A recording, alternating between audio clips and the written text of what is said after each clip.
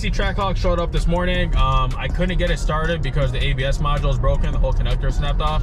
So I am on the way to the dealer to get a new module for it and also a new coil because that connector is broken too. So we're getting them installed. I'll reprogram that module at the shop, then hopefully we can get it first startup. All right, guys, heading back to the shop. I got the coil pack and the ABS controller. We're gonna go get those installed. And then, like I said, I'll use my scanner just to reconfigure the new one, and it should start up because the problem is when the connector broke off the old one, it wasn't sensing or wasn't reading that the brake is being pressed, so it wouldn't start.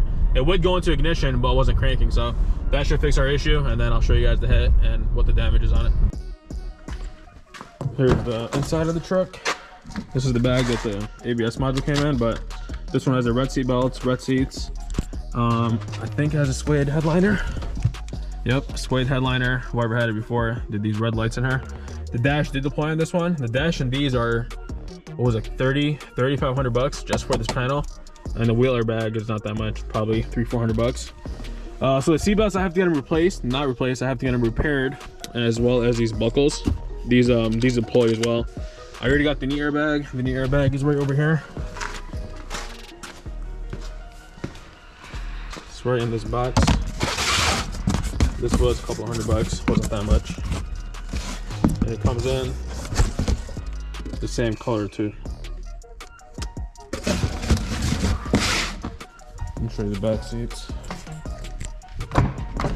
This one came with the TVs.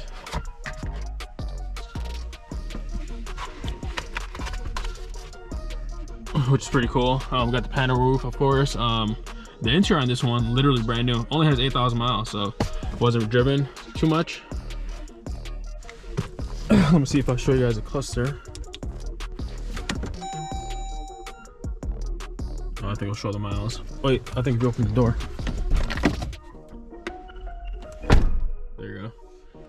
8602 on the miles. This is probably the lowest mile Trackhawk I ever bought. Like I said, it's a Hennessey built one, so this is the plaque that came on it. It's the A50 package, so I'm not even sure what that package is. Let's see. Let's see if any of the pulleys are messed around with. That lower pulley looks stock too. This plug is changed. This is not a factory plug, so maybe it has some kind of injector kit on it. Came with intake. That's the intake that it came with. And that's all I could pretty much see.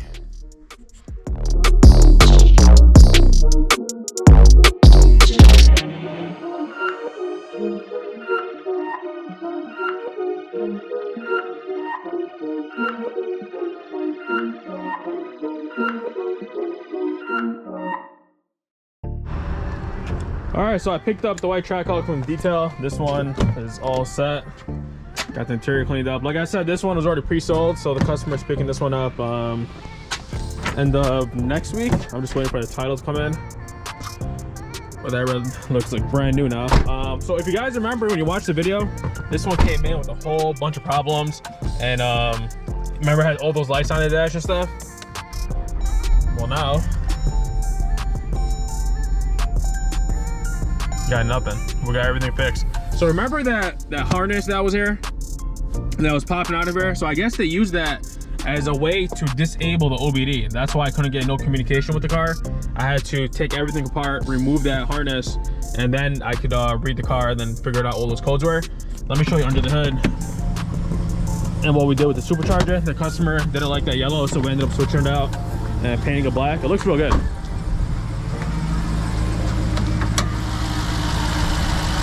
We did all black, and we kept the black and yellow covers, so everything flows real good with the yellow calipers and whatnot. So they broke two connectors. They broke one of the map sensors. There's one of these behind the supercharger. It had a broken connector, so we fixed that. And then the fuel pressure sensor. So whoever took this thing off did a terrible job. Like, all these screws were loose. Some of these bolts on the supercharger loosened up. Like, whoever painted it before did a terrible job. So there was a fuel pressure sensor behind here that also had a broken wire, so it's causing the truck end light to be on. But we got all that fixed, and obviously the car is running perfect now. But I want to show you something that's even crazier though. Watch this.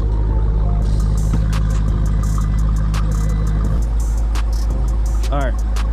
So this was an OBD thing that they hacked in there. So like, as you can see, whoever did this, man, did a shady ass job. Look at this. It was like all duct taped or electric taped, and it had like 3 different ports. So this over here was the main one that scans the car, but they had these 2 dummy ones. I guess they're for something else. But this one, they had a switch. See the switch over here? This switch was wired up to this vent. So when you turn this vent on or off, they had a compartment, and I'll show you guys a video. This thing would open up. It had a motor built in there and everything. It would open up, and there was a stash box in there. That was like the craziest thing I've ever seen, because we traced the wires, and the wires going over here under the seat and behind this part over here. So then we looked at it, and they had like a whole operation come from this thing. So this part is obviously brand new. The old one was damaged. It couldn't go back on, so I bought a new one from the dealer, and that's why this one's fitting perfectly fine. I realized that because the other one was popping off. It wasn't sitting flush. And then I tried to fix it, and I noticed like somebody tried to glue it before. So that's when we popped it off, and then we noticed that, you know, somebody hacked into it before. But that's pretty much it for today's video, guys. We got the Magnum in the garage. I brought it home because I'm still working on the wiring for the doors, and then once that's done, I'm gonna take it back and put the interior back together.